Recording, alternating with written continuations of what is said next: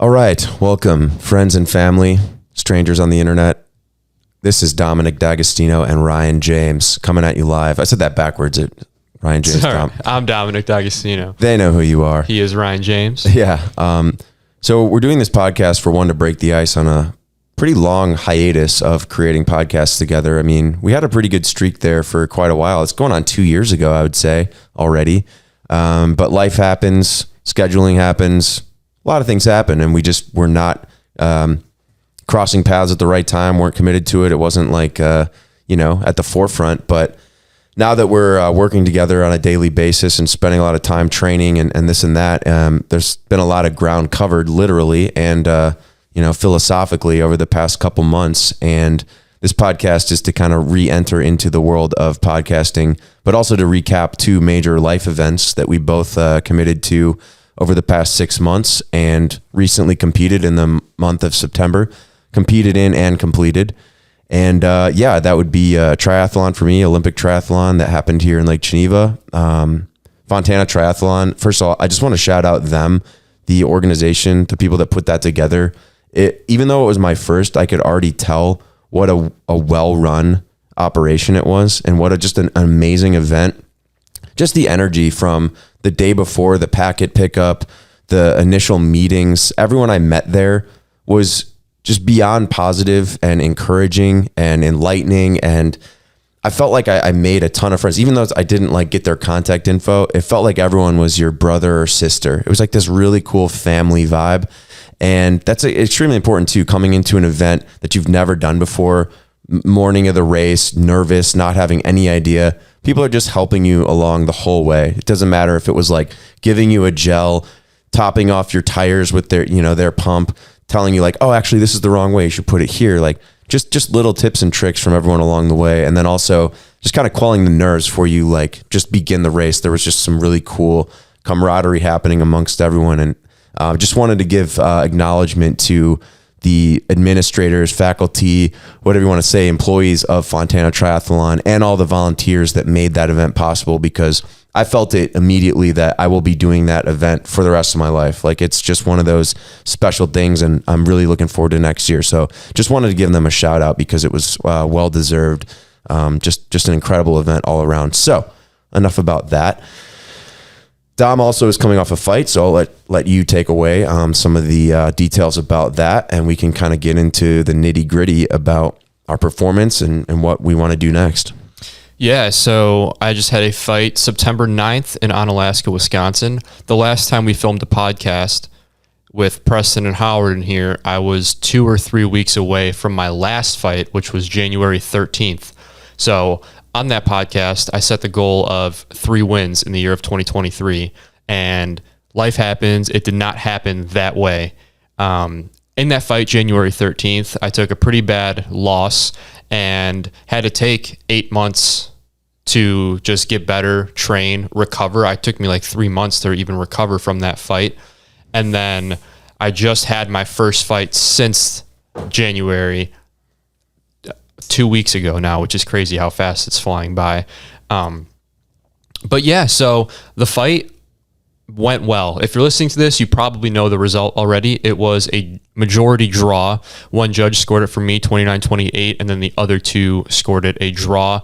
I thought I did enough to win, and so did everybody else. But ultimately, the mental wins are what really made it what it was. I overcame a lot of hurdles that I had going into that fight. I mean, coming off of 2 losses and I got finished twice in a row, that's a pretty big mental mountain to climb. I got to the point where I was like, man, I don't even know if I remember how to win a fight. It was over a year since my last win. So going in that fight, the first round, real quick too, the fight is free on YouTube. If you just type in my name, you'll be able to watch it. But first round, I take him down and I mount him, and I'm throwing crazy ground and pound for a minute. It is crazy that the ref didn't stop the fight. But besides that, as soon as that round ended, I stood up, I put my hands up, I was hyping up the crowd, and in my head, that was one of the biggest moments in my life, because it was a huge reminder to myself of oh wait, I can do this. And I needed that moment really bad because there was a lot of bad things going on in preparation to this fight. First of all, like I said, coming off of 2 losses, getting TKO'd twice, my last fight taking a lot of damage, like a lot of damage. That was a career-changing fight if I let it be one. And then I found out about this fight.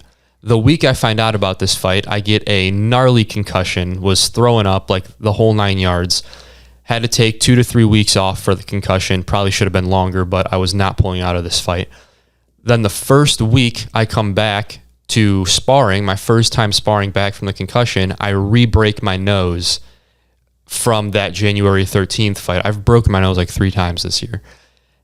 So that was a huge setback. I mean, it got to the point where I literally was just in my girlfriend Marin's like arms, just crying. I did not know what to do. I didn't believe in myself. I didn't think I could do it. And then I started building that confidence. I started working with a mental coach and started building that confidence. And then I got hit with a bunch of other stuff. Found out my dad had to have a second major heart surgery. Not major, it's not like open heart, but any heart surgery is pretty major. My dog randomly got diagnosed with cancer. My 5-year-old Rottweiler, like still a puppy pretty much, like got diagnosed with cancer and doesn't have too much time left to live. And then my girlfriend Marin, the love of my life, is moving away to school. It's only 3 hours. It's not bad. I still see her on the weekends and stuff, but it's a major life change when you go from seeing somebody every single day where they're your escape from the day. You have a hard day, everything goes wrong, and you get to just see them at the end of the day and it's all okay and you get to go to sleep feeling great. That was a big life change for me, and it was hard to deal with, especially with everything else going on. So there was a lot to navigate, and I'm proud of myself for getting through this, navigating through all of these emotions. And I showed up on fight day and performed. I was where I wanted to be mentally, and I overcame a lot. So it was this fight was a win. It's a draw on the record, but to me, it's a major win. Absolutely. And I can say that as an observer and having spent a lot of time with you over the past 6 months, right? Training, working together, talking, just kind of like working through these things and emotions and witnessing you fight through them, right? Because the fight, like we've talked about many times, it's 9 minutes, but it's everything else. It's everything else that you're fighting in life. These obstacles, you're guaranteed that they're going to continue to happen, right? Like all of these things, but to persevere in spite of them, to train harder in spite of them, to use them as opportunities to rise, right? And be able to just take the hits and keep going, because that's what it's all about. And honestly, like the heart of a champion, the heart of a fighter, like overcoming those deficits and losses. I just want to say too, like the mental game, overcoming a loss and injury, coming back from like back-to-back losses and like being in like the lowest place, like mentally, physically. There's probably hormonal things, like you're like a different person chemically at that point. So to be able to come back from that over the past, I guess it's been, let's just call it a year, right?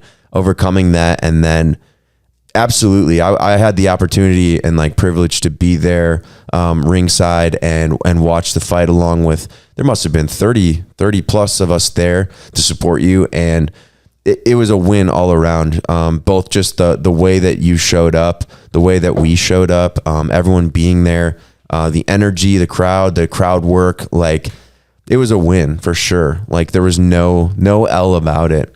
And hats off to your opponent as well. Awesome fighter. And the fight was entertaining. Like above all else, like win, lose, draw, it was like extremely entertaining. It was way up there for fight of the night. It was one of the more action packed and dynamic fights that happened that night. So it was really cool to see you in your element too, because I've seen it on TV, bought one of the pay-per-views a while back. We've trained a little bit together, and we certainly ran, probably hundreds of miles at this point on the lake trail here. But to see it, I went into it thinking, I was really impressed by the promotion as well. Like the size of the venue and how well organized it was. And, it was just a very, very well put on event. So shout out to them. I don't know their name, the promotion, but Three River Throwdown. Definitely, like, I'm a lifer on that one too. Like, I will definitely go to those again, because it was, that was my first ever pro fight to witness in person. So very cool, and all around just great experience. Just seeing what it takes, right, to go from committing to a fight and then actually being in there. And I wrote this down because there's like this surreal thing that happened to both of us, I'm sure, when you commit to a fight and then all of a sudden the lights are on and you're in the ring. You're like, oh, I'm here. Like, there's this weird thing where you're suddenly there. I had the moment when I was like about to get into the water and swim, and I'm like, this is real. Like, here it is. I trained in my mind all this time, and it was kind of this cool calmness that happened, because it was like, well, what am I going to do now? I'm just going to do the thing that I know I can and finish. I'm just going to do my best. That's all it is. I'm going to do my absolute best and leave it all on the field right now, because I don't have any other option. Quitting is not an option. I didn't wake up at 4 a.m. and barely sleep and train for months and run thousands of miles and, injure myself numerous times, overtrain, undertrain, all this stuff. You go through this stuff, and like to not do your best is like, that's a loss for sure. If you left even 10% in the tank, I feel like it's kind of a way to cheat yourself out of a victory. And that's why when your hand was raised, it's like it was a win, because you won on the training side, you won on overcoming the deficits of, all the things that you're facing in your personal life. And then also too, you just won on the training alone, right? Like the commitment to it and like being the next level fighter, the next level you. Yeah. I mean, going back to what I had to overcome after my second to last fight, the one in January, like I said, I took a ridiculous amount of damage in that fight. And it was a moment for me where I was like, man, I don't know if this is what I want to do. Coming off of 2 losses, having dedicated all of my life to training, I was like, man, am I cut out for this? And it got to the point where I was like looking at other career options and thinking about other stuff. And I was like really walking out the door with MMA. And then I met Marin in March, and meeting her has been the greatest thing that's ever happened to me. It has changed my life in every way imaginable. Through our relationship, through realizing my love for her and how grateful I am for her, I also refound how grateful I am for training, because through how much I love her, I dedicated myself to becoming the best version of me for her. I always want to be the best me, so I bring the best me into our relationship so we could have the best relationship. And by looking internally and figuring all these things out about myself, I really realized, and not only realized, but felt deeply in my soul that I cannot be the best version of me without fighting, at least for now, because obviously fighting doesn't last forever.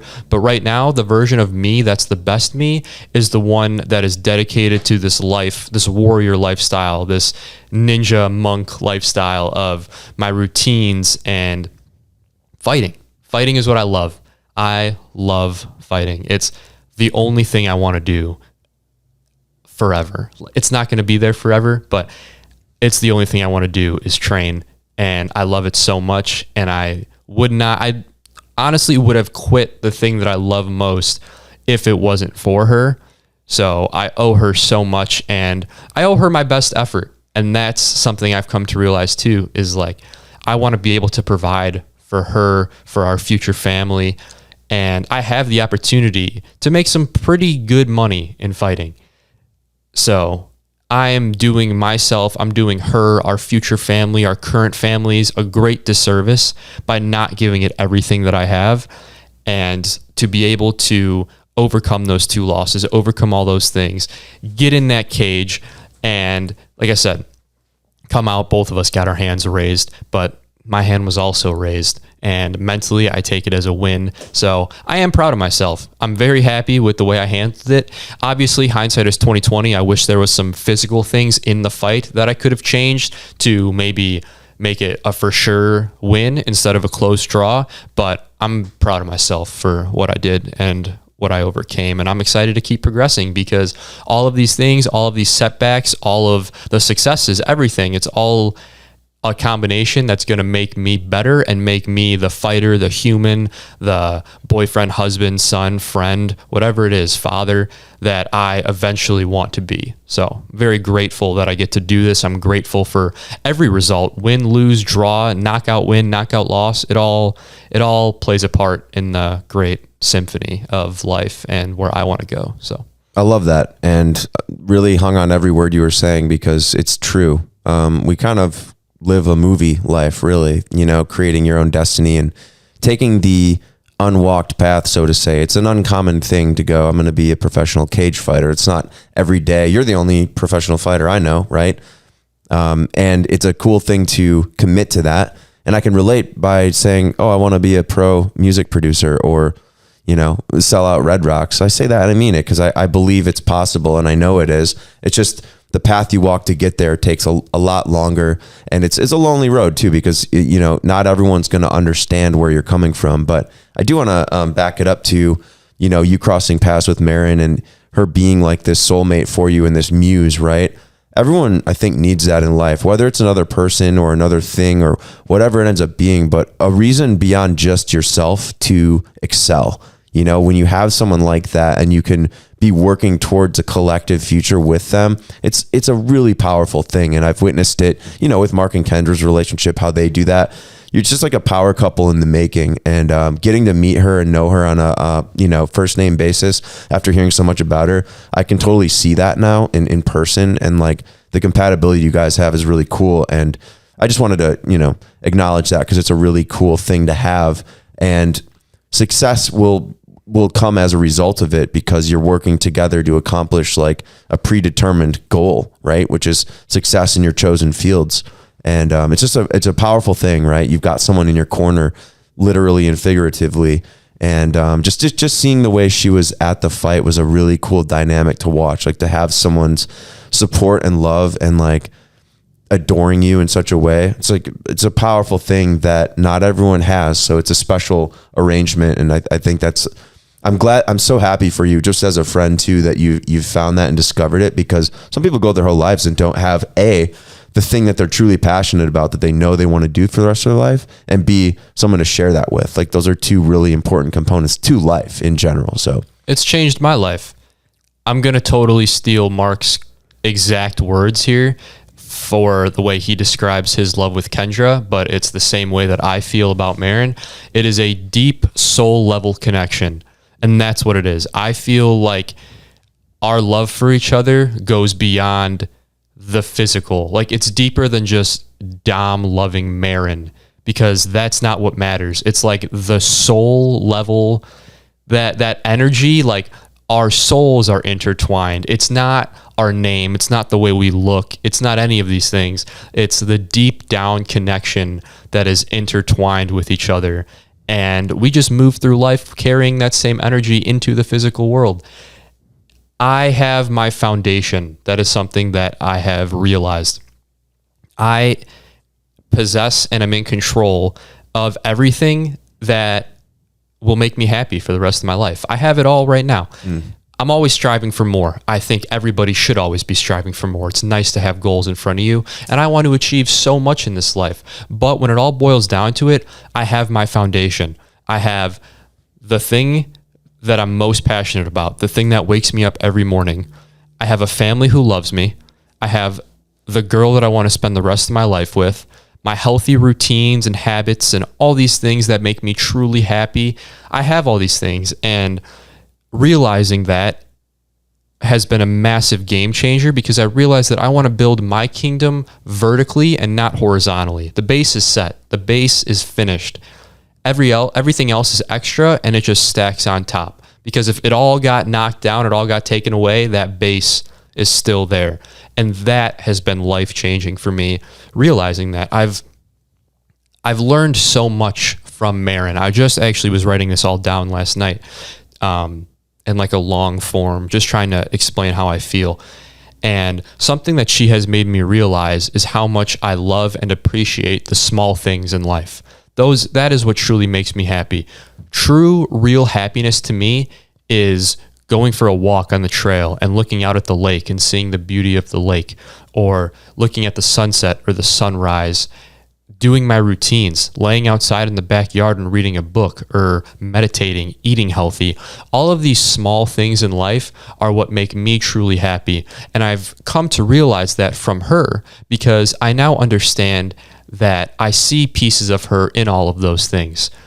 When I look out into the sunrise and the sunset, everybody sees the beauty. It's a natural human instinct to look at something like that and realize how beautiful it is. But now it's different for me, because when I look at it, I see her in the sky. Like, it sounds like crazy, but the naturally beautiful things in this world, I now associate with her, and that makes me love them even more. And it's shown me and taught me what makes me truly happy in this life. You know, I've filmed a lot of weddings, so I've gotten to witness many people's love stories, at least 150 at this point, and I've edited a bunch too. And there are some very beautiful things that are said during those. But one thing sticks out to me. A father was speaking to the newlyweds, the couple, specifically to his son, and he said to him, "That girl makes you a better you." And that, like, at that moment, like, I burst into tears because I saw it. I felt it. I knew it was true. Like, that girl makes you a better you. And that's basically what you're describing here, because that's true. She makes you a better you, and you make her a better her too. And that's like the beautiful synergy of a relationship like that, and what everyone should strive for. I mean, coming from a bachelor, I've been single for, 8 years. That's ultimately what I'm looking for, because I don't really want to settle for anything but that, you know, because I've seen that. I've held it a few times in my life and maybe screwed it up, or the paths diverged for certain reasons. But that soul level connection is a beautiful thing, and it's especially important that you have the reverence and gratitude for it now and understand what it is, because many people take for granted what they have. I mean, that goes without saying. I wrote down while you were talking about already having what you need in life. I mean, and I feel this way too. For many years, I already had all the things I needed, the skills, the intellect, whatever it was. But I kept searching for more, not realizing that I already had it all. Like, I had the instruments, I had the gear, I had the knowledge on all the stuff. I was looking for something else. And this effort to just continue seeking endlessly without like any real destination is a mistake, and one that I've made, and one that many people make, is not knowing that, like, I have enough right now to be content and happy. I am happy, and real gratitude, not just the fake poster version of I practice gratitude. Do you? Because, like, there's a big difference between like living gratitude and being truly grateful for all those things, and just having a gratitude poster or something that people talk about. It's just a word. But I do want to bring up this word that means a lot to me.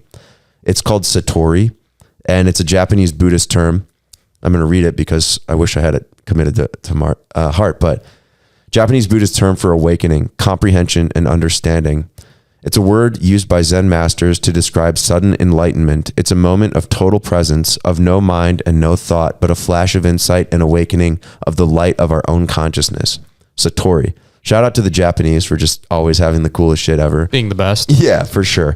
But that word, I remember reading it and understanding and knowing what it meant. And that's when I lived in Oregon. And I kind of lived this Satori lifestyle, because being fully present and aware of the things around you, being able to enjoy the walk on the lakeshore, that's free. We don't pay for it. That's my favorite thing in the world, and it's free. Going for a walk on the lake path, being in proximity to this beautiful, iconic lake that's just a powerful force, and drawing from it every single day makes you a better you. Back to the love thing, right? There's like this soul level connection that's available all around us. Interpersonal relationships and friendships and business and whatever it is, it's available to tap into. You just have to be open to receive it. And for many years of my life, I was not. I was closed off to those things. An eternal pessimist, negative by default. I just wasn't open to receive those things. I had glimpses of them, but it wasn't like on all the time. Now I feel in a place where I'm able to tap into that at any moment, and it's a beautiful thing. So however you can find that, whatever that means for you, as a listener, finding those things, those people, those places, whatever they are that connect you to that like Satori, that stillness, Because that's, once you have that foundation, man, it's a winning formula. You can do anything from there. And like you said too, it's all around you. It's not something that is, I don't want to say it's not something that's rare, because sometimes it is rare to find. However, all of these things are right around you. All it is just finding happiness and love and gratitude in the things that you're surrounded by. So I was somebody who, I don't want to say I was falsely grateful, because it wasn't that. I would practice gratitude daily, and I journal every day. I've been journaling every day for like 5 years now, and I always write down 3 things I'm grateful for, and I would always do that, but I never truly felt it in my soul. And now maybe it's from writing it down every day for like 4 years, 5 years. Just over these past couple months, I've lived it. It's felt differently. Now it's not forced, and every single thing that I do, I'm truly grateful for. And again, I attribute that to Marin, just because she awoken that in me, because I realized how grateful I am for her. And then when I truly felt that like in my soul, I started looking around, and I started feeling that way about everything that I'm surrounded by. I'm extremely grateful that I get to train every day. I have access to healthy food that I can buy at the store, my healthy habits and routines, all of these things, the sunrise, the sunset, the lake, walking, all of these things I'm so incredibly grateful for on a deep level, and I feel it while I'm doing it. That was one of the mottos for this fight. I was backstage, and me and Preston were talking about it, and it's just like, man, how lucky are we that we get to do this? We say that too when we run on the trail. How lucky are we? Like, we get to do the thing that we love most every single day. And I truly believe that everybody can get to that point and can find that point. And that's where the balance comes in for striving for more. Because do I believe you should always be striving for more? Yes. I know how I operate, and I operate as a human better when I am trying to reach a crazy goal. I get pretty depressed and sad and stagnant when I don't have that large goal to try and reach. However, more importantly, you have to find appreciation in your everyday life in what you're surrounded by constantly. And I have, and it has, I think, just upgraded me as a human tenfold. So you said something really important there, that you're living it. And I wrote it down because I wanted to talk about it, but you said it perfectly there. Instead of just writing down things that you're grateful for, you're actually living and practicing that gratitude. And that, again, these things kind of become these platitudes unless you do them, right? All the motivation posters in the world, all the vision boards, all of these things, fake positivity, in my belief, is almost worse than, like, you're kind of psyching yourself out on this stuff. If all you do is create a vision board and take no action, if all you do is write down things you're grateful for, but don't actually tell the people or express it or live it, it's a disservice to you and the people and things that you're truly grateful for. Then there's just a profound difference between living it and just thinking about it. Like, it has to become a physical manifestation of it. Like, the gratitude is a thing. It's a tangible thing that you have to go feel and exist in and be. You have to be it. So I just wanted to complete that kind of, thought, because it's, and this is messages to a former me too, because I would have said, like, yeah, whatever, shut up. I don't, like, again, the eternal pessimist in me was just not open to believe those things or accept that as a reality. And it kind of comes into something I wanted to talk about, was like, we kind of live in a movie right now, and your life is a movie, whether you want to believe it or not. It's essentially, you're the director of the movie.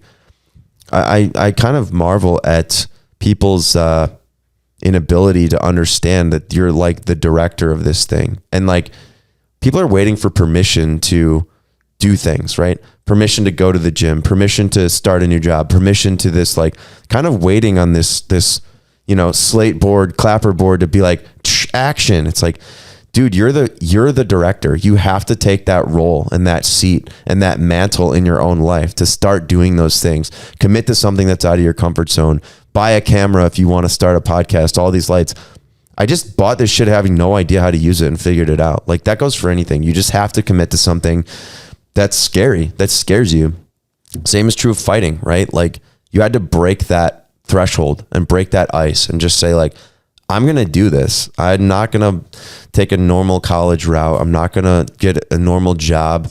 I'm going to go all in on myself and all in on fighting. And I believe I can do that. And I don't know. I just wanted to say that like, it's important to take the director role in your life and be the director of your fucking movie of your life, which is, it's a powerful thing and something that we've both done.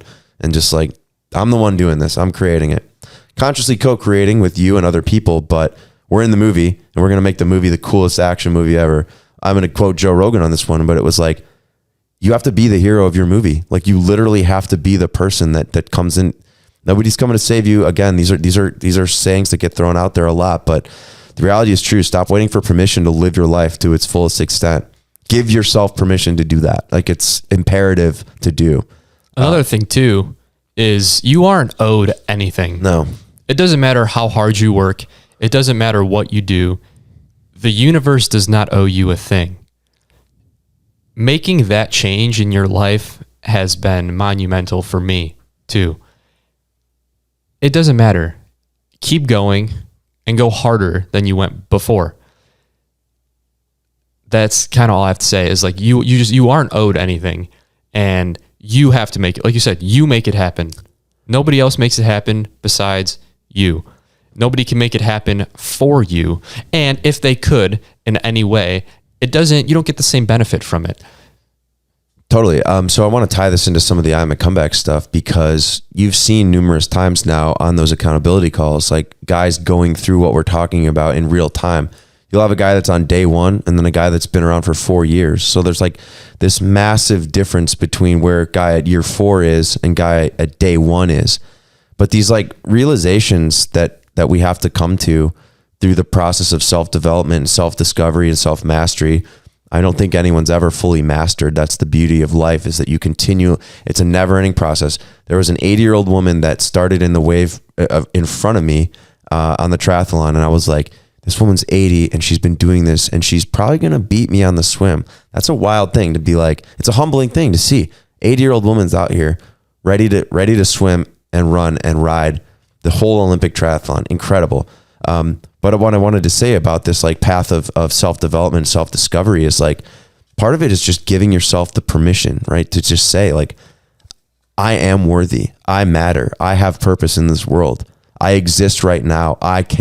I will do this. Like these powerful self-empowering statements, even if you got no one else to bounce it around on, like at the end of the day, it's all up here anyway. Like you have to commit to those things to yourself and understand it comes from within first.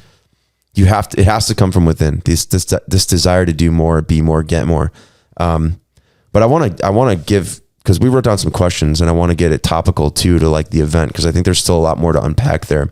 So I think what we should do is just go back and forth. You ask me one, I ask you one, and kind of do this like, rapid fire question. Cool. Some of it was addressed in the beginning of our episode, just naturally and organically, but I do want to just get a more definitive answer now that we've warmed up a bit. So knowing what you do now about the fight and having seen the fight tape, what would you do differently in the fight, but in also your training? Fight first. Fight, there's more. Training, I'm very happy with the way I prepared.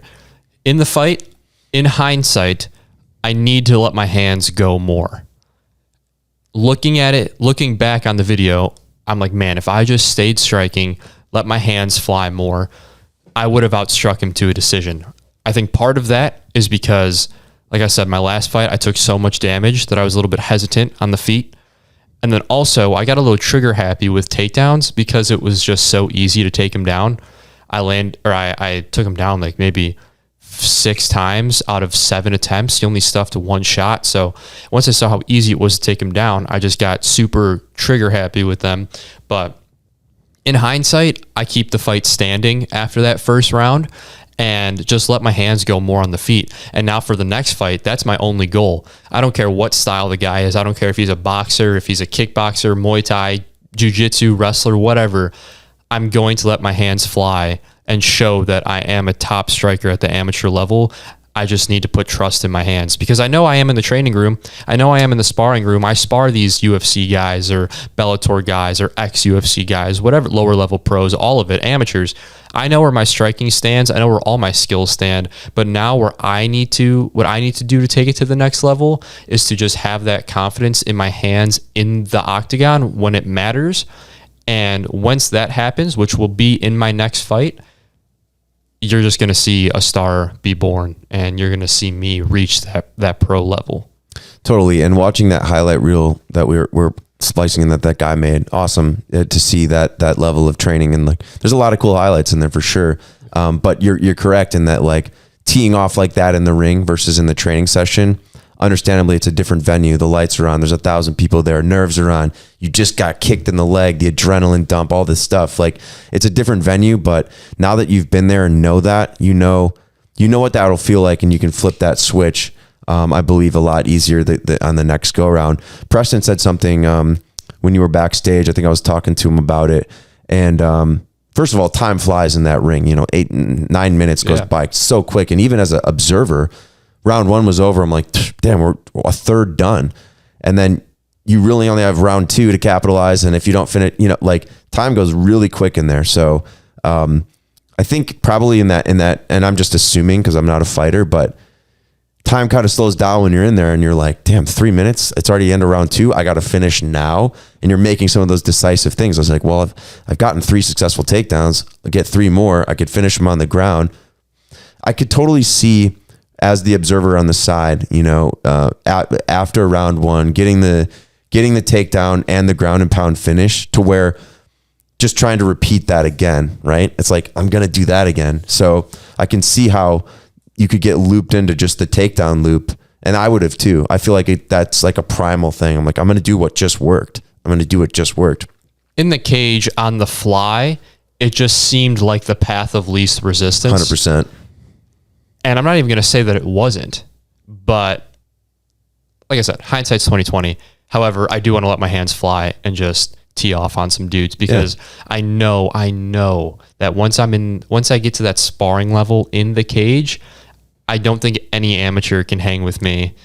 So yeah, I believe it because I've seen it and I know it's true. You've got the reach, you've got the speed, you've got the power, you got all those things in a row. And I think, just a couple tweaks, right? And it's probably just a mindset and like a timing thing. Like, it's a timing tempo, like, you know what I mean? Another thing people don't understand about me, because like, I'm definitely thin for the weight class, but I'm also 6 feet tall at 145. I hit hard.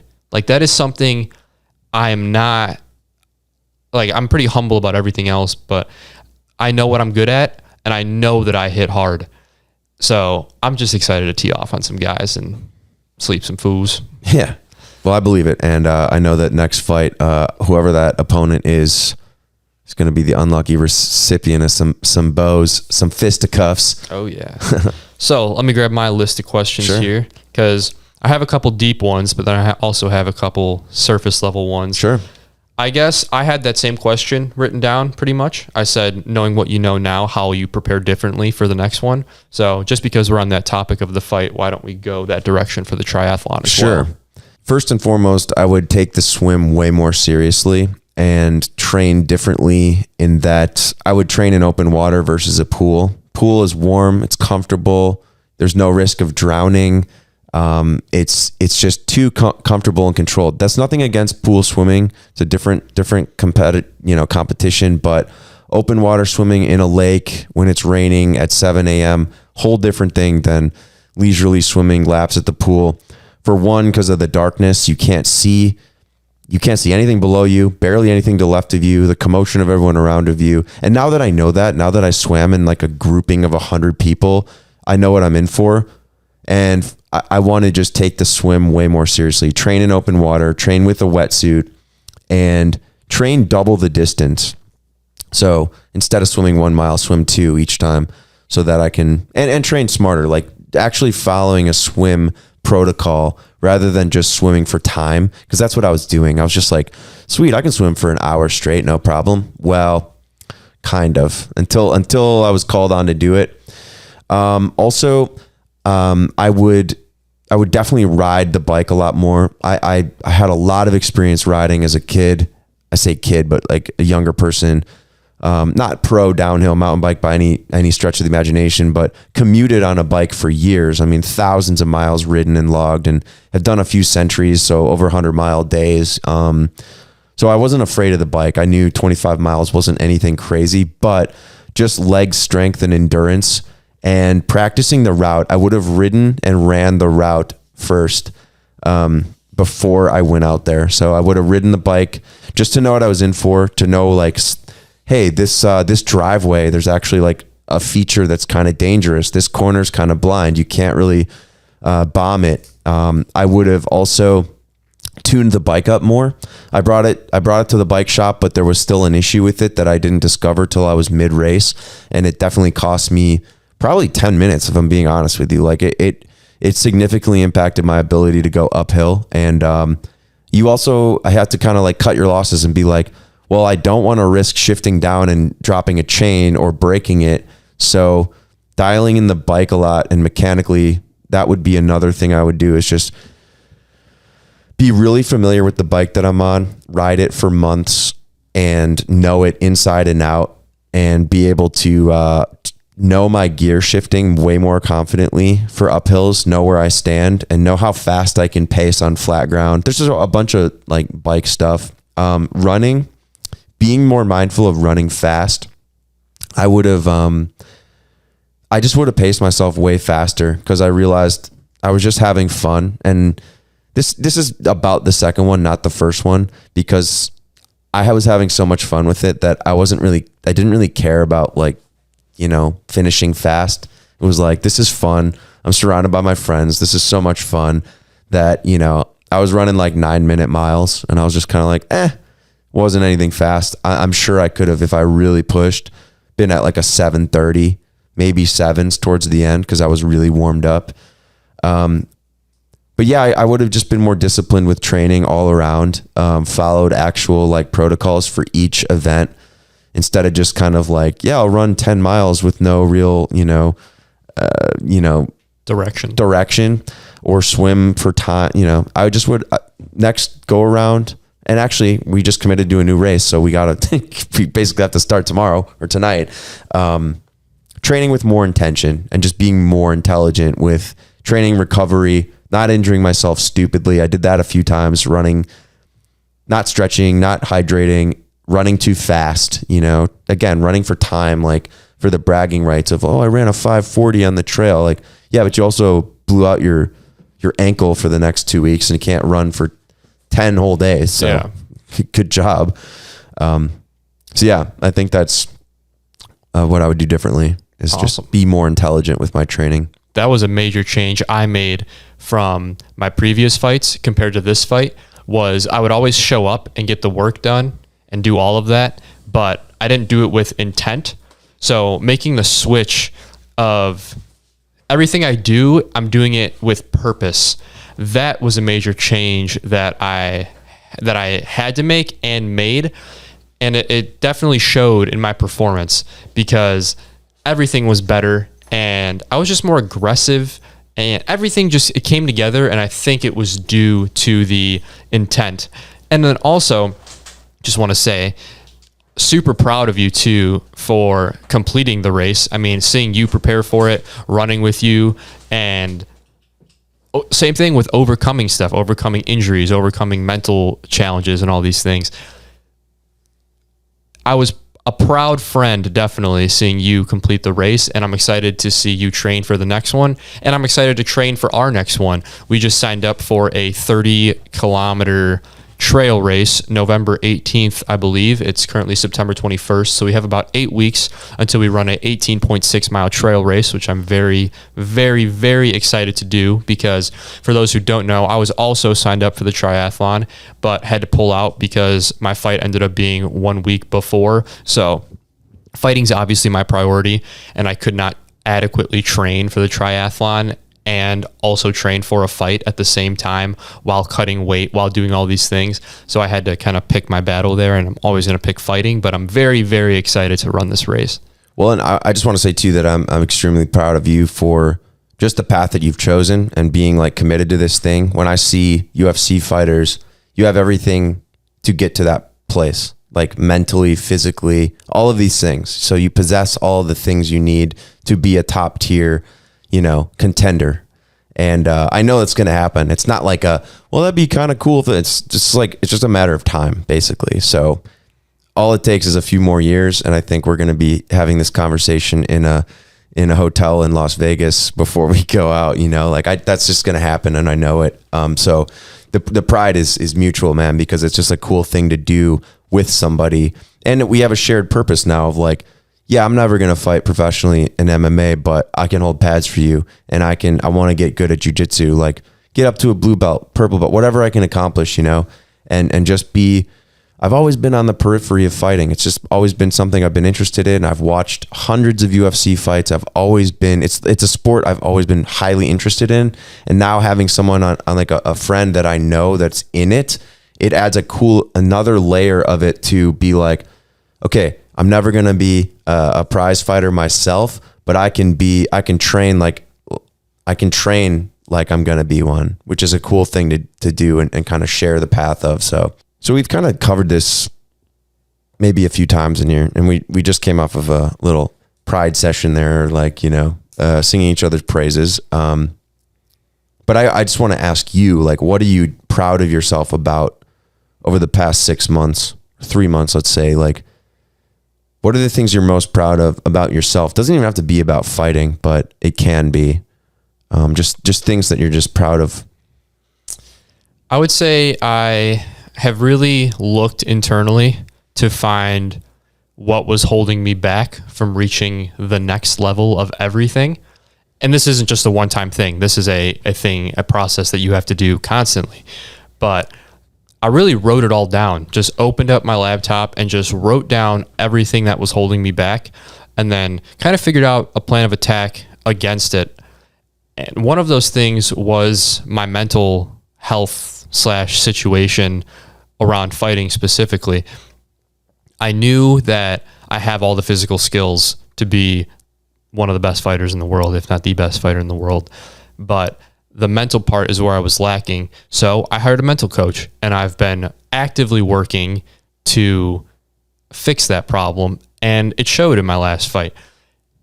And that is just, I've been doing a lot of internal digging and becoming very conscious of myself, becoming very aware within myself. I know myself very well, physically, mentally, emotionally, spiritually, and I'm constantly learning about myself.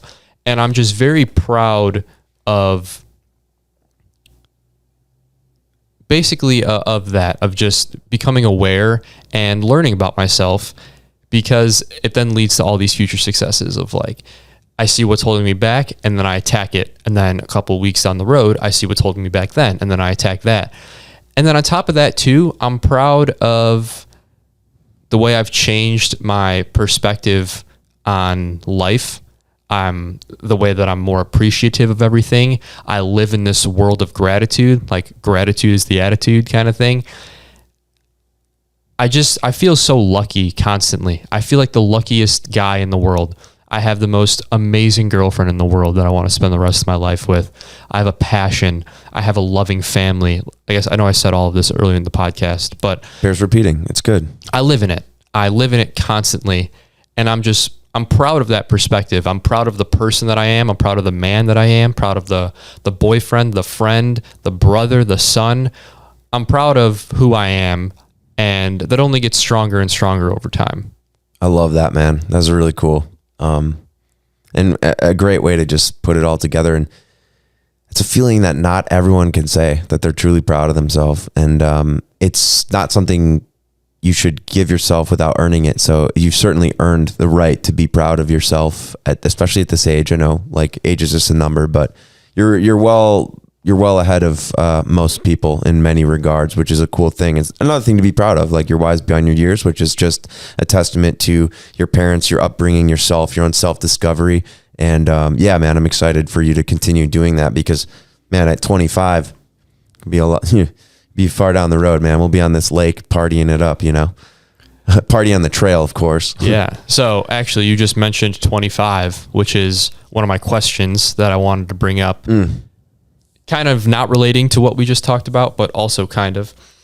I said, if you could tell a 25-year-old Ryan your current fitness goals and that you completed a triathlon, what would he say to you? Or what would he think about it? I think you would believe it, because I always wanted to. Even since I was a little kid, I would see the Ironmans. I would see, actually in town here, when I was a little kid, we came through and I saw these people running through the park with their bibs on, and we were with I was with my family, and we got to talking to this guy. I think he was an older guy, and it just was really impressive to me that this person had committed to doing this triathlon. I think it was called the Tri Rock. There used to be an iconic one here, and I always wanted to do it from that point on. So there were a lot of demons that I had or self-imposed on myself. 25 for me was both stable and completely unstable, kind of this Jekyll and Hyde, reality. In full transparency, I probably could have done it at 25 just on pure will, and determination, but my discipline wasn't there, right, to do it. So I think the 25-year-old me would say, kind of like the Nate Diaz, like, I'm not surprised, motherfucker, but there probably would have been some reality check of the 25-year-old me to go like, yeah, I got to drop some real bad habits and I got to drop some real bad stuff in order to be that guy. And I did. I had to do those things because 25-year-old me here in town, drinking constantly, doing drugs constantly, reckless, just a completely different person. So, yeah, I would say 25-year-old me would have been like, yeah, that's cool. I bet he did.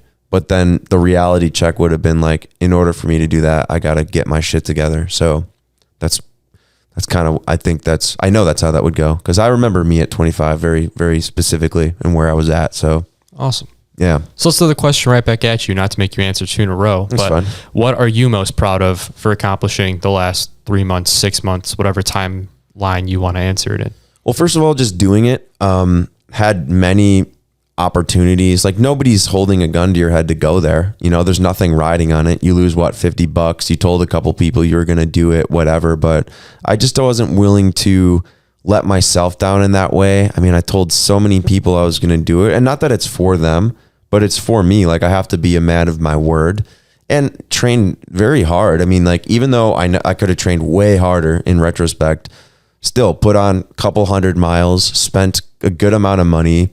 Yeah, but really committed to something. And it's like, for me to not see it through would be just completely out of the question. So just doing it, for one.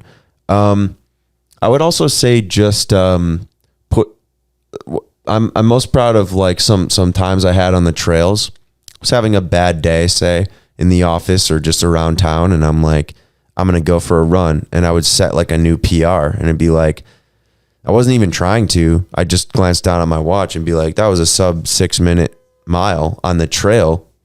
There was a day I ran 2 back-to-back 550s. It was like 551, 550 something.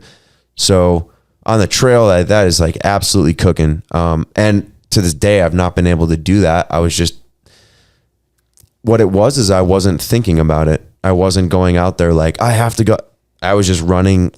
I was in that Satori mode, this Zen. The rhythm was perfect. I was listening to my favorite death metal songs. Couple songs in, I'm like, I felt the watch buzz twice, and I looked down. I'm like doing the math. I'm like, wait, it's under 12 minutes. Like, how is that even possible? Like, is this thing broken? And I'm like, nah, man, you didn't psych yourself out mentally, and you just got to enjoy the results of training really hard and then stretching really good. It was like the perfect storm, perfect hydration, fasted. I think I said I stretched really, really well. and wasn't psyching myself out mentally like, oh, I have to do this. It was just focus, pure focus, no expectation. But yeah, I would say I'm just proud of the fact that I did it, and proud of the fact now that we followed it up immediately with, I want to make ultra endurance sports a part of the rest of my life. I want to do at least 4 triathlons a year for the rest of my life, and do Leadville 100, Bigfoot 200, these big mega races, and just go travel to them, be in the culture, like meet those people, meet like some of my heroes. Cause a lot of our heroes are there, the cool sponsors. Like it's just a cool culture and community. So I'm just kind of proud of the fact that we've discovered and that I've discovered this new sport that maybe it wasn't fear, but there was just some reservation. I just never did it for some reason. Back to the question about, the 25-year-old me, I just lacked the discipline to just be like, yeah, I'm going to do that. So yeah, I kind of got on a little ramble there, but no worries. So yeah, this question, yeah. So what does the next year look like for you, both from a fight game and a personal game? So the next year, or we'll call it like year and a couple months. So we'll say end of 2024. Yeah. First of all, it's committing to my daily routines, because I know that if I hit my daily routines every day, I do my training, I eat right, I do my meditation, my journaling, all these things, these daily habits, I will progress at an alarming rate just by knowing that I did everything that I could today to make myself better. From a fight perspective, I think 2024 will be my last year as an amateur, providing everything goes the way I think it's going to go. I will probably want to start my pro career in 2025, which is crazy to even say, but that is probably what we're looking like for fighting. I want to travel to train a little bit. I think for my next fight camp, it will be spent probably in Portland with Preston, and being able to live together for a month and train together every day. I think that'll elevate me a lot. And then in my personal life, I've been writing down a lot lately what I want my future to look like. And I don't put a lot of weight into that, because that could change right now, that could change tomorrow, that could change in a week. It doesn't matter. I'm not necessarily focused on it, but more so looking at what I want it to look like so I know what I have to do right now. And to me, I think I want to, first of all, just be a full-time fighter. I want my job, my career to be training MMA, doing what I love. And then on top of that, I think like having a farm would be really cool. I want to be isolated a little bit. I don't like being in the loop 24/7.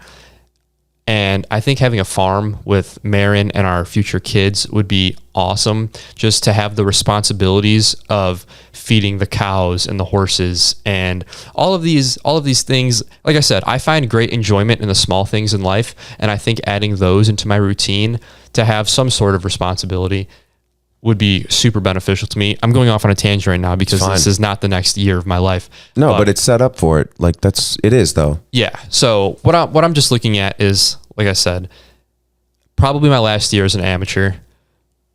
Keep getting better and better and better, showing up every single day, doing what I know I need to do every day.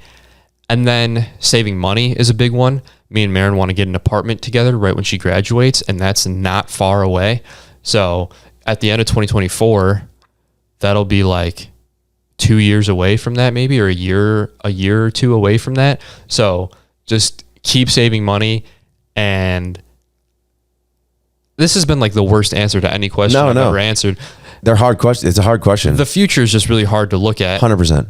But like I said, for me, the future is committing to doing everything in my power today to be the best version of me. Because if I just focus on doing that every day, then when 2024 comes, the end of it, we're looking back like, wow, we jumped immense amounts. Like we have covered so much distance, and I want to run some marathons. I have so many goals. I want to just accomplish everything. So just going to be the best, keep being the best version of me every day. And we'll see what the end of 2024 looks like for me. I apologize for that fucking whirlwind of an answer, but I respect the answer because it's kind of an unanswerable question, because the future always has a question mark, asterisk, whatever. And I agree with you in that, to me, the future is about today.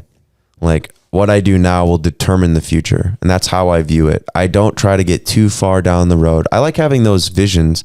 I lay in bed at night and I visualize things like that farm, and I visualize, like, I do a lot of visualization, but I don't dwell there, just like I don't dwell in the past.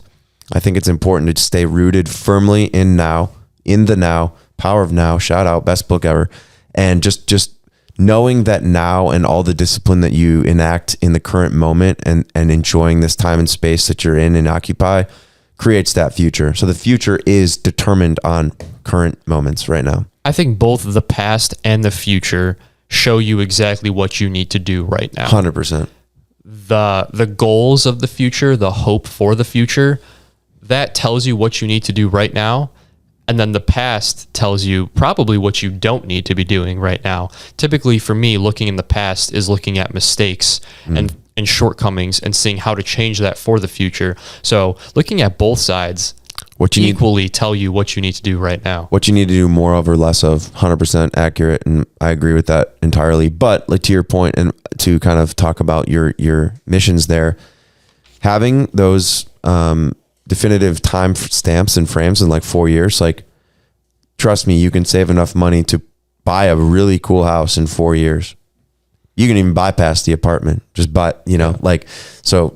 especially with the trajectory that you're on, you get a couple fight purses, get some endorsements. We start hopping on these podcasts, like, shit's going to change, dude. 4 years from now, it's going to be balling. Yeah. Now that we said that out loud, let me go back to that question real quick too, of continuing to share my story, not saying that I'm anything special, but I do like putting my life out there a little bit, which is crazy because I know I just said I like being isolated, but I do like sharing some of my story because I learn a lot. I think I'm addicted to learning. Like, that is my love is learning.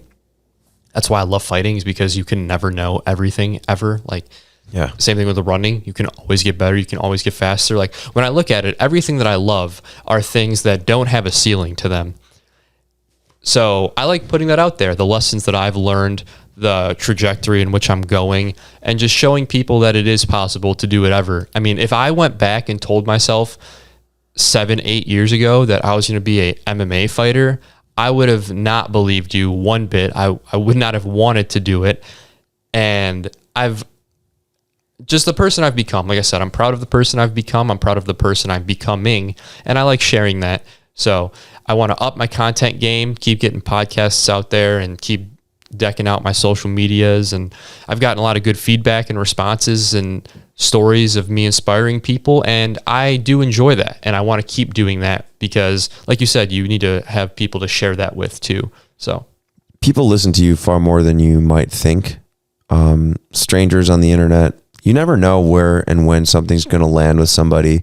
And I agree that there's an element of documentation that I think is important, for one, for your own posterity, to like look back on your life and have this kind of, because we don't have photo albums like we used to as like a kid. I grew up in the 80s and 90s. So like it was your baby book, and people still have that, but that's kind of become digital now. And Instagram almost is a way of looking back at your life and going like, oh yeah, it's like a catalog of memories. And it's kind of cool to have these mile markers and just things to look back on. And I do believe there is some merit or value. I don't believe, I know, to putting it out there. Just the content we share, and I'm a comeback, right? You're not always going to get someone saying, this changed my life for the better and I stopped drinking, but they're out there. And it's like 100-to-1 ratio of people that do it and get that result, but never say it. You just never know who you're going to inspire at what point. And really, to quote Alex Hormozy, he puts it this way, and this really put it in perspective for me, is that say you get 10 likes on a post, and the reaction is to go, 10 people, that's not a lot. It's not viral. It's not huge. We internalize the value of what was said in there by the likes. It's like, oh, only 10 people like this. But imagine if you spoke in a room and left 10 people speechless and gave the best, most inspiring speech that they ever heard, and they all left and changed their lives. 10 people. Now, that's not to say that a like equates to that level of change, but in some ways it does. Like, that person might have been going through a really dark time and they just needed to hear some motivation, or to see someone they know personally achieving something and go, I am going to enter a marathon or half marathon, whatever it is. It's not from the place of like narcissistic or self-aggrandizement. It's just simply documenting your experience and knowledge to help share it with the world so that other people, it's enabling other people to do something that they might not have the belief in themselves to do yet. That's what I get from people. That's what I get from the internet. Like, all these people I listen to them and I see their podcast and I go, lights, camera, table, mic. Okay. Like, let's just go. Let's just do it. That is something I've realized about myself too with fighting. Like, yeah, everybody's just a dude. Nobody is anything special, really. No. Like, at all. The people at the top of the field that you want to be at are doing the same things that you're doing, if you're doing what you're supposed to be doing, but they've just been doing it longer, more consistently. Like, you know what you have to do. There is no secret formula to anything. No. It's not hard. It's simple. It's not easy. Which is, again, going back to my daily routines. I know that if I check those boxes every single day, consistently, no matter how I'm feeling, no matter what I do, I will end up where I want to be or where I need to be. And I don't think a lot of people follow that, because there's this aura of being unreachable once you get to a certain level. Like, when you look at podcasts and you look at Joe Rogan and you're like, man, I could never be that. Or music, you look at Drake and you're like, man, I could never be that. Same thing with the top of any industry. But being around elite level UFC fighters, I've been around ex-UFC champions, current UFC champions. I've trained with some of the best and the best. I've trained with the Anthony Pettis's, Sean O'Malley. I've trained with guys that have been at the top, are at the top, consistently at the top. They're in the same room I am. They had to park their car in the parking lot like I did. They had to get dressed in the locker room like I did. They're doing the same thing I'm doing. Everybody's just human. There is no level of unreachability. I don't even know if that's a word, but it is now.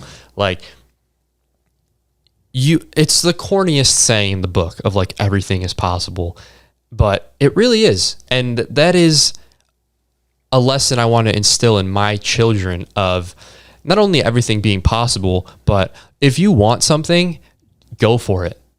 Because I don't even know how to put it into words, but it's just this burning desire inside of you. If you feel that for something, just put absolutely everything you have into it, because you will get out exactly what you put in and you will reach those levels. It's not impossible. You think Drake was 5 years old thinking that he was going to be the biggest rapper in the world, maybe ever? Like, these guys think the same way you do. Right. And they just keep putting in the work, and then they get there. Is there a little bit of luck involved? Of course. But one of my favorite quotes is that luck favors hard workers. And that's so true. Like, feel this burning desire, find something that gives you that fire, and then go and chase it. And everything's possible. Pursue it relentlessly. Yeah, we tend to mystify things like the on-ramp, right? There's this, and I think it's a fear-based mechanism. Interestingly, I've never had any reservations or self-doubt about music. It's an area in my life that I always just had this unusual level of like confidence in, where I'm like, oh, Jimi Hendrix? Yeah, I can play like that. And I just bought a VHS tape and a guitar, and like, I just had this like unreasonable level of confidence, I would say, about guitar. And I was terrible, to be clear. Like, I wasn't good, and I'm still like moderately okay, right? But it was just like this decision that it was like, to your point, it was like, yeah, he's just a guy. And at one point he walked into a Guitar Center and bought a guitar and didn't know how to play, and it was weird, and he didn't know how to tune it. And like, your favorite guitar player strummed a chord for the first time and it was weird. Everyone, your favorite fighter got knocked out for the first time, was like, well, I don't want to do that again. Like, everyone starts from nobody starts an expert ever. There's savants, but it's the most rare thing ever. And it's usually, you don't want that life anyway, because it's a massive trade-off, you know, like Rain Man, you don't want to be Rain Man necessarily. And it just goes to show, like, you have to believe first and foremost that you can do it. Like, Not just the fake belief, but just knowing that it's possible, and reverse engineering someone's position to go like, they started from nowhere. So if you're starting from nowhere, the incremental process of getting better, obviously there's a roadmap. That's the other thing too I wanted to mention. And it goes back to some of the things we were talking about. Every high level person I know hires coaches to get to where they want to be. Everyone. Mindset coaches, lifestyle coaches, diet coaches, exercise coaches, business coaches. Like, you hire people, or you don't even have to hire them. You can just go on YouTube and find people who are experts in their fields of finance and music and knowledge. We live in a world of abundance and availability. It just takes the discipline and time to go, well, I want to learn how to be a better swimmer. So you can just go on YouTube and find the technique and just practice it and implement it. Put a yoga mat on your floor and practice, granted, I didn't do that enough. But I just, if anything I can say in this podcast that resonates with someone, it's just commit to being in an endless pursuit of knowledge and knowing that the knowledge is available to you like 24/7. We live in a world of abundance. It's incredible that this thing, the internet, our phones, like it's one of the most underutilized tools ever, is like how much amazing information is actually available to you at any moment about anything. It's infinite. There's no excuse anymore to not really, I don't even know how to round that off. Like, there's virtually no excuse to be bad at something anymore, because like, there's not an excuse of like, well, I don't know how. It's like, well, 10,000 people do, and they'll give you the information for free. I think people put too much weight into having a definitive finish line. I don't really believe in that. Like, again, this is why I love fighting. This is why I love running. Everything I love, there's things that, like I said, there's no ceiling to, there's no ending. I don't think you need a finish line to be happy. Again, I'm on fire with like the corny, cringy sayings, but it really isn't the destination. It's like the journey. And once you fall in love with that journey, nothing else matters, because I don't view anything as a finish line. I don't view fighting as there's an end line. I don't view like falling in love with that process. Like you said, knowledge. That's why I'm obsessed with learning, is because when I'm not learning, when I'm not trying to learn more, I feel empty. Like I don't have a purpose. And I think that comes, a lot of people feel that way in society. And I think that comes from thinking that there's this finish line, that there's this, once I reach this level, I'll know it all. Once I reach this level, I'll be happy.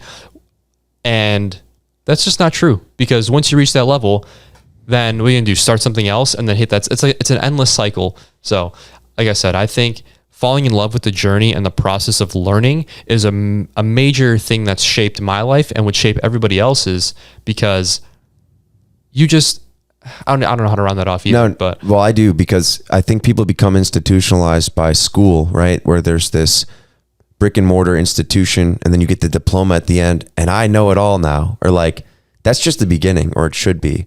High school is certainly not the end or high watermark of your academic career or life. I should hope so. College shouldn't be either. Life is an endless pursuit of information and knowing and screwing up and figuring it out and evolving. It's an endless pursuit of that. So like, it never truly ends until you move on into a different realm of reality. But yeah, I think it's kind of tragic in a way that people do put those like cap and gown, so to say, on and be like, well, I'm done with college, therefore done with learning. Now, that's not everyone's. I'm not putting, broad brush everybody, but there are plenty of people who hang their hat on that one thing, and that's it. It's like, I don't know, man. I think information kind of has an expiration date. Like, if you don't use it or utilize it, it's kind of like an atrophy thing. Like, if you went to school for photography 25 years ago and you don't use it daily, it's not really that valid anymore, because it has to be used and implemented. Like, it's just dusted off. Like, I get this all the time at weddings where people come up and they're like, I took a photography class in high school in 1986. And it's like, are you serious? Like, what? Okay. Like, what am I supposed to say to that? Like, cool. What do you do now? Are you pro photographer now? Right. No. Do you own a camera? No. What are we even talking about? Like, what the fuck? I think a lot of people take this perception to life of when you get a black belt that the work is over, right? Like, if you do jujitsu and you get your black belt and you just stop, couple years down the road, like that black belt means nothing. You go back to white belt. Like that's kind of how it works. And when you get that black belt, that's when the work really starts, because now everybody's good. And now you got to keep getting better and better. And I just take that approach into everything in my life. Like once you reach a certain point, you don't just stop. You keep going, or at least I don't want to, because what's the fun in that? Like I want to see how far I could take everything. And it's just a lifelong journey. So be more open to learn. Agreed. And that's a great analogy too, because like if you did enough work to achieve a certain level, especially with the black belt analogy, because you're now the resident black belt in that school or that gym. So you better be coming correct and like representing that belt and that school and that discipline and the lineage of your school correctly, because otherwise you're just some guy. Like, yeah, if you go home for 5 years and you put on a bunch of weight and you don't train and you don't do anything and you come back 5 years later, like, yeah, you're not a black belt anymore. Right. Like you've regressed. So keeping and maintaining that and adding to it, like keep and maintain is one job, add to is another job entirely. That goes for anything in life. You just keep and maintain the level that you got to stay at equilibrium, and then, grow beyond that. So I got another question here. Who are you emulating your training and style after? And I want to just expand upon that a little bit, because I know, everyone's different. Everyone's body style is different. Everyone's fight style is different. But clearly there's people that know the game and have reverse engineered the game and have like some sort of winning formula. And that's a different person to every person. But I want to know, like, fight game wise, stylistically, and maybe even from a headspace, like who do you want to emulate and kind of follow in the footsteps of? So I have two guys, two names, Corey Sandhagen and Cheeto Vera. Those two guys to me are what I want to be. Corey, more than Cheeto in the cage. Me and Corey have very similar styles. We're both similar body type, extremely long for the weight class, and we both have great movement and angles. And I try to model my style after Corey, just because when I watch him fight, I'm like, man, I want to look like that when I'm fighting. And then also his approach to life too, I try to emulate a lot. Same thing with Cheeto. I appreciate guys who live the life. They live that warrior lifestyle. And Corey is very spiritual, and that's what I try to be. I've fallen in love with this idea of spirituality over the past few months and becoming one with energy and with the world and with these soul level connections and all these things. And Corey kind of sparked that for me a lot. And then Cheeto also sparks in me work ethic. Seeing how hard he works. He's the reason I started running, because I saw he would run like 13 miles every Sunday. And when I was starting my fight career, I'm like, oh, wait, okay, I'll do that too. So I just started running. Like literally my first ever run was like 15 miles. Like I just pushed it and like almost threw up and messed up my stomach for days. But seeing his work ethic has really inspired me to up my work ethic. So those two guys for me are who I really try to emulate. Corey stylistically and then spiritually, and Cheeto mentally and the work ethic are who I draw great inspiration from, for sure. Great choices too. And I kind of knew that just based on conversations we'd had previously, but it's cool to hear both their names brought up. I've seen both of them appearances on podcasts and interviews and press conferences and this and that. And like, those are two solid, very solid people. And I feel like you're right in alignment with like where they are and stylistically, like they just, man, excellent choices. Honestly, you can go anywhere.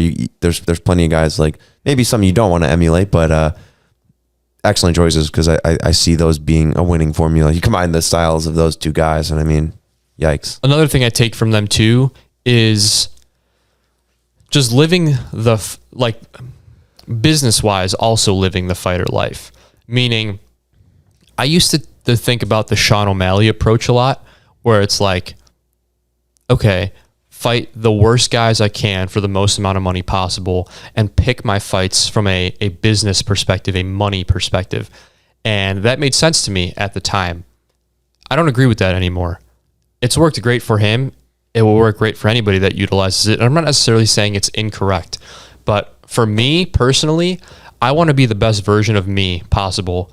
And that involves challenging myself. That involves taking bad fights, taking fights that maybe I'm supposed to lose or that don't match with me stylistically, because all of it is going to make me a better fighter, a better human in the end. So both of those guys live that fight anyone, anywhere, and accept any challenge and give it the all of you mentality. And that's something I implement into my life too. That's changed the game for me.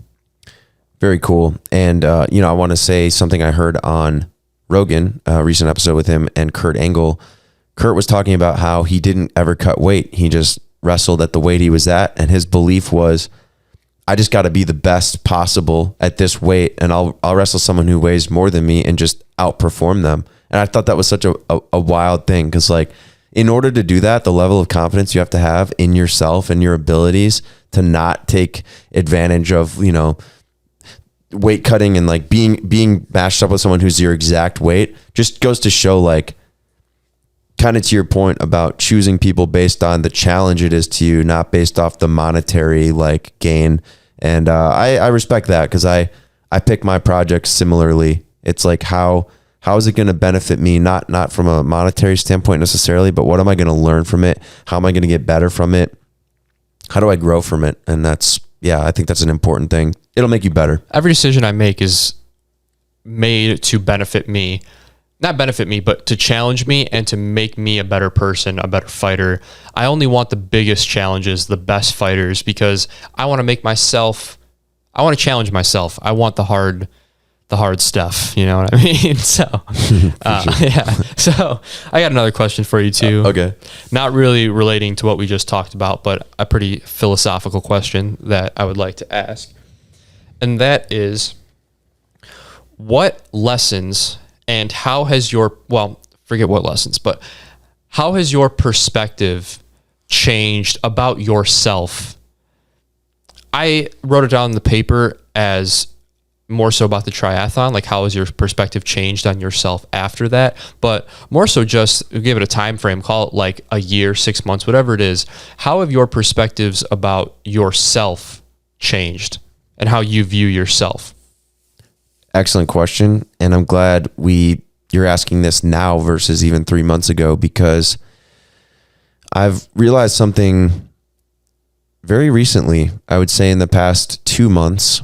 And I think it's like this coalescing of experience, time invested, confidence, evidence of capability, etc.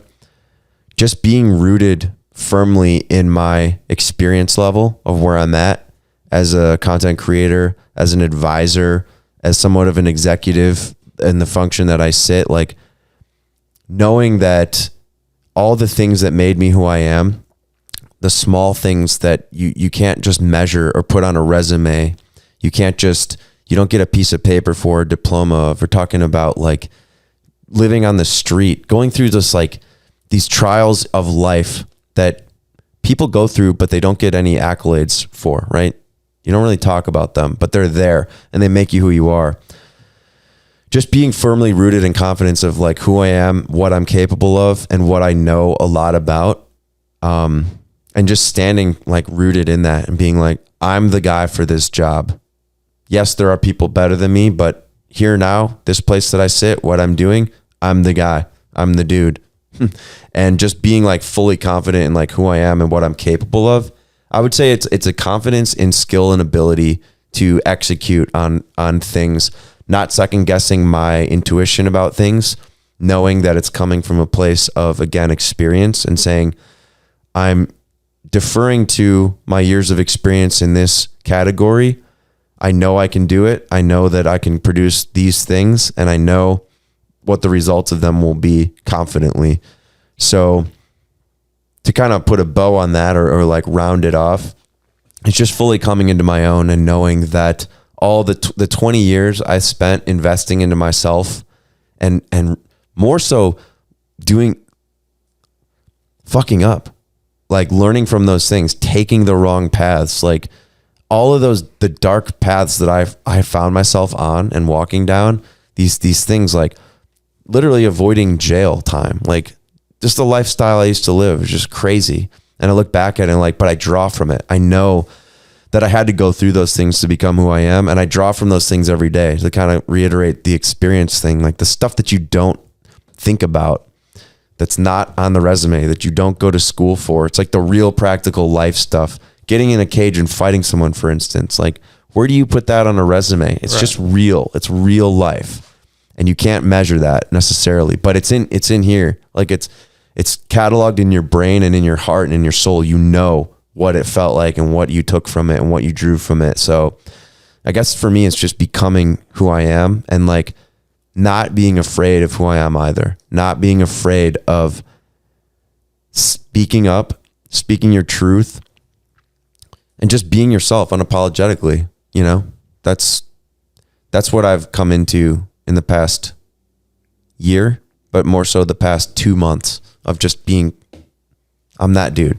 I think I've learned that from you, because that has been the biggest change I've made in the past couple months, is just being unapologetically me. Like I've gotten to the point where I don't care. I don't care about anyone else's opinion on it. I don't care about it. Like I am going to be me. I'm going to, and I'm not going to be sorry for it. No. I'm not going to feel bad about it. And it's not an arrogance thing either, because at some point you have to go, what are the odds that somebody knows more than you in the given topic that you've devoted your life to, right? Like, yes, there are experts who do know more than you, but if they can't demonstrate the pedigree or background or point to specific examples or show you physically, they're just talking. They're just saying words, and it doesn't really matter. And I've learned to just accept that for what it is. People will make suggestions. It's fine, but it's more chatter than it is anything, because it's like, most people are spectators, not players. So they're watching from the sidelines or behind the TV. We're in the arena. So you're in the arena, I'm in the arena. And like, I will certainly defer to experts on everything else I don't know anything about. But in my arena, the one that I created and chose, I'm at a high level now. And I accept that. And I go, I'm a high level content creator. I'm a high level videographer and editor, musician, producer, like AV guy. Like, I just have enough experience to be unapologetic about all that amalgam of experience, and beyond just those things. Those are just surface level, like the spiritual level experience of everything I did in my past life. Like all of those things came to make me who I am, and just being able to, not have to worry about like, oh, I don't want to say that because I might. No, say it. Like, and again, not from an arrogant perspective, but I think if you don't tell people or shut down the way that they're talking to you, you're doing yourself and them a disservice. Like you're pushing the issue, avoiding the issue that needs to be said, and be like, this is a waste of time. I'm not going to do it. We're going to move on. Because what are they going to do? Force you? You know what I mean? Like you don't have to be so agreeable. I just don't believe in it. I used to be such a pushover and like a very like go with the flow type of person. And now I'm not so much, and not in a bad way. Again, I think it's more productive. I get more done. I feel better about the things by just saying no, by just going, that's not a good use of my time. I'm not going to do that. And I'm just not going to do that. Like, yeah. So yeah, it's beautiful. That's, like I said, I've come into that too. And I think it's also because I'm starting to discover a lot more about myself. So I understand what makes me happy, what doesn't, and all these things. Yeah. So just becoming more aware of myself and learning what goes against that and shutting it down and just being unapologetically me. When you're in the arena, right, and you're hearing like chatter from the outside, it's just noise, man. This goes for anyone. Doesn't matter what discipline you're in. When you've devoted your life to something, when you're obsessed with it, when you've spent thousands of hours at it, you've earned the right to be a certain way about it. Like your level of obsession is something that most people aren't going to understand. Your craft, your devotion to it, like the time you spend, a chef, right? Painstakingly figuring out things in the kitchen, staying up nights, like recipes, all this stuff, to have some person come in and go, it didn't taste good. Get the fuck out of here. Yeah. Fuck off. Fuck off. Just get out of here. That's what it is. Get out of my restaurant. Absolutely. That's how I feel about it now. I'm just like, I'm the master in my kitchen. You You don't like it, then get out of here. And I don't have to explain shit to you. I don't. Yeah. And it feels good because I used to be so, not timid, but just like reserved, more like, well, everyone's entitled to their opinion. Nah, some people are just wrong. Straight up. They're just wrong. Yeah. And they have a right to be wrong, but just be wrong over there. Yeah. I don't need to hear about it. Don't bring that energy into my life. Small dick energy. Get it out of here. Absolutely. No thanks. So yeah, this kind of plays into the last question, but who do you want to train with? Like if you could just get on a plane right now and spend the next month training with somebody individually or a camp or like where would you go? My dearest friend Preston Gregory is for sure who I would want to train with full time. Corey Sandhagen is obviously up there too. I would love to train with Corey, and I would love to train at Team Elevation in Colorado, where he trains. But I think me and Preston being together on a daily basis would just change both of our lives, change both of our fight game, elevate us 100%. So if I could get on a plane right now and just train with anybody for a month straight, it would definitely be Preston, without a doubt. Nice. And I've known both of you guys now for a couple of years and gotten to know you both, much more than just in passing, and seeing your dynamic and friendship up at the fight, and like how he cornered you and filmed the vlog and like did all these things was like really cool. So I think that you guys have a really cool future ahead in fighting both as fighters and supporting each other in the fight game. And I mean, how cool would that be to be on the same card, Yeah. Like That's a dream of ours too. Very real possibility. You both have the spark, right? You both have it. You're both obsessed. You both have what it takes to compete at that level. Because you made that decision and that declaration. It's like, we're going to do this. We just talked about it recently. Like, we've been dreaming of what we have now for years now. Like, we would train in my backyard with boxing gloves, just sparring on concrete. And then we would just podcast talking about the dream of being fighters, because we weren't even amateur fighters yet. And now we're living that. Yeah. We just had our first fight trip together. We traveled, booked an Airbnb, did everything together. And it's just been blowing our minds how much progress we've made over the last 3 years of literally just throwing it out there into the universe and then starting to receive it back now. And it's been amazing. It's been awesome. To be able to share that moment with not only Preston, but with Maren, with you, with my family, like you said, being able to share the things that you love with other people. And God, it feels good to be able to just live out what we dreamed about. Yeah, to provide that experience to yourself and the people you care most about, and people you have no idea of. Those people were entertained, man. Like, there was 1,000+ people there, and then plus the pay-per-views, and like, those people are still talking about that fight. Yeah. It was one of the cooler experiences I've ever had. Very, very cool. I've been to a lot of events and concerts and sporting events and this and that. And a fight like that's like something about it. There's some energy in it. Taps into that primal energy. Whoa. Yeah. So cool. I guess this is the last question I had, but what are some misconceptions non-fighters have about the sport? Ooh, that's a loaded. I know. That's a loaded question. I think the obvious answer, but also a very good answer, is like the brutality of the sport. Elite level fighters, because there's definitely some amateur level guys that are just like coming, screaming, throwing haymakers, whatever. Like, there's definitely bar fighters at the amateur level. But once you start reaching that good pro level, everybody is an intellect in some form. Like, there really isn't any guys in the UFC and Bellator and any of these big promotions that are just these bar fighters.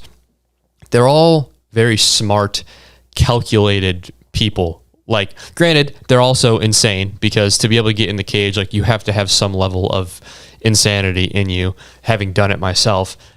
But all of these guys are smart guys in their own way, whether it's like book smart, pen and paper smart. There's guys that are, Corey Sandhagen is like a brilliant guy. Like, there's brilliant people, or you're smart athletically. Like, these guys aren't just like, of course, are there a couple Diego Sanchez's like hanging around, like just punch drunk? And that's no disrespect to Diego Sanchez, but hang it up, please. But all like this sport is so much more intellectual than it is physical. And again, another misconception: fighting is way more difficult mentally than it is physically. Getting in the cage and fighting is the easiest part of the job. What you have to overcome mentally definitely trumps the physical things. So that's probably actually the biggest misconception, is how hard it is mentally. Being a fighter is a mind fuck to deal with. So those are definitely the biggest misconceptions of fighting, for sure.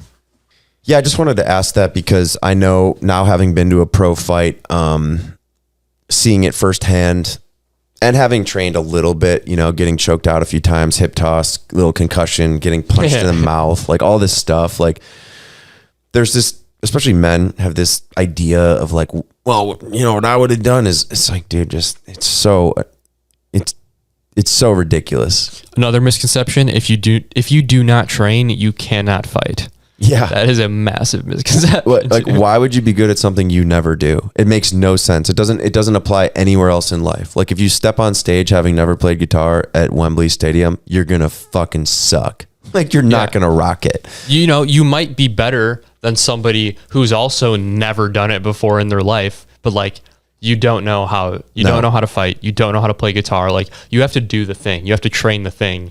You don't just magically know how to fight. Absolutely. And that goes for anything. I mean, I think that's a good way to round this off, is just the commitment level, understanding and respecting the level of commitment and dedication it takes to be good at anything. Podcasting, this is our first one back in a long time. I feel a little rusty. I'm not as sharp as I can be.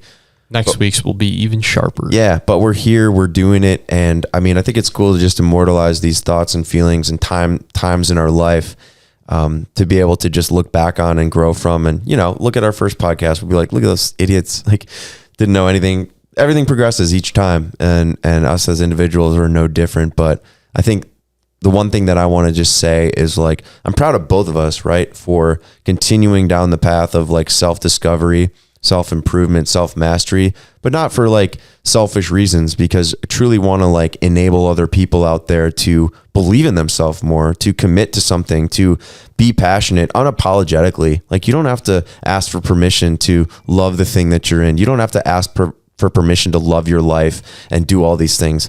There's no rules to it. You can commit to it. You can do it. Like, I just really don't have much more to say than that. Like, you absolutely can do it. And it's just a matter of allowing yourself the permission to do it. There's no shortcuts. Nike really hit it on the head with the slogan, just do it. That's all it is. Wake up every single day. If you have that burning desire in you, that burning passion, attack it every single day. Give it everything you have. And if you do that every day, you do what you know you have to do, you will get so much farther than you even imagined that you could. So I think that's a great way to end this podcast off. And I'm also proud of you, and thank you. You have taught me so much in the getting close to like 4 years that we've known each other, which is fucking ridiculous. I know. So I just want to give a few shout outs and thanks to some people specifically, and they're in no particular order. But first of all, Mark Jennison, for always helping, for one, just taking me under his wing and teaching me a lot about business, mindset, lifestyle, and trusting me to take the helm of I Am a Comeback's, creative direction and video, and getting on these calls and connecting with these guys. It's helped me open up immensely. Just built confidence in me that I didn't know, that was just dormant in there. It was in there, but just needed to be started on fire and awoken. Kendra too, his wife, training with her, committing to the triathlon. It's like a memory I'll never forget. Just having someone to do that with and share that day with and show up that morning with, because doing it alone would have been I still would have loved it, but just having that core memory and passing each other on the trail or on the run or in the water is just a cool thing where you just look over and you're like, what are we doing? It was just really cool. Dom, definitely thank you, man, for all the time on the trail, like just running and like sharing our ideas and feelings and thoughts. All the guys in I Am a Comeback, honestly, even if I don't know you personally or we haven't connected in a breakout room or on the call, just seeing and hearing like your stories like means so much to me, and knowing that you've committed to a life of self-mastery and self-betterment, and have trusted us too to help shepherd you through these dark times and the things that you're going through. It just means the world to me, because I truly have found purpose through I Am a Comeback and the things that I do and the content that we make. It just means the world to me to be able to make that stuff and share it with you guys. And my parents, of course, like they're the best people I've ever known. My family, my mom and dad are just, I owe everything to them. They're just like the greatest human beings I've ever known. So I just want to give a special shout out to mom and dad. Love you guys. Thank you very much. And just my random fans on Instagram, even though it sounds, funny to say, like, I appreciate people that just take interest in what you're doing and encourage you no matter what. There are people I just never even met in different continents and whatever, but I was really surprised at how many people were like genuinely excited that I finished that triathlon, and seeing that like the inbox flood open of people like, you did it. I'm so proud of you. It's amazing. Oh my God. Like I never even talked to these people, but they were following that rambling journey I would put out there on Instagram. So thanks to my friends on Instagram for supporting me, so thanks guys. Absolutely. And I would love to thank my girlfriend, Maren, who we've talked about on this podcast a bunch, for being the rock in my life, the one that holds it down, the person that inspires me to be the best me every single day, the person that I love most in this world. So I love you, Maren. Everything I do for you, truly. I want to thank my parents for loving me, supporting me constantly. My siblings for doing the same thing, being my biggest supporters, my biggest fans. I want to thank you, Ryan, for not only the training time on the trail, but also teaching me a bunch of lessons in life over the almost 4 years that I've known you now. You've been a big brother to me that I've never had. So thank you for everything that you have given to me. And then I also want to thank and Preston too. Preston for being, one of my best friends and building this dream with me. And then all my sponsors as well, shameless plug. I want to thank everybody who helped me through this fight camp, giving me money, all of these things. I Am a Comeback, Mark Jennison, supporting me, giving me a job, believing in me. And then specifically out of the comeback guys, I want to give a big thank you to Mike Julian, Brent Yoder, Rich Remington, Jim Erickson, and Ryan Bocher for directly impacting my life at that experience. Not only did they generously give me money for this fight camp, but they also just impacted my life in a way that I will forever be indebted to them for, and I will forever be grateful for. So thank you to everybody I just mentioned. I love absolutely all of you and appreciate all the support you've given me, and I cannot wait to be able to repay it back eventually one day.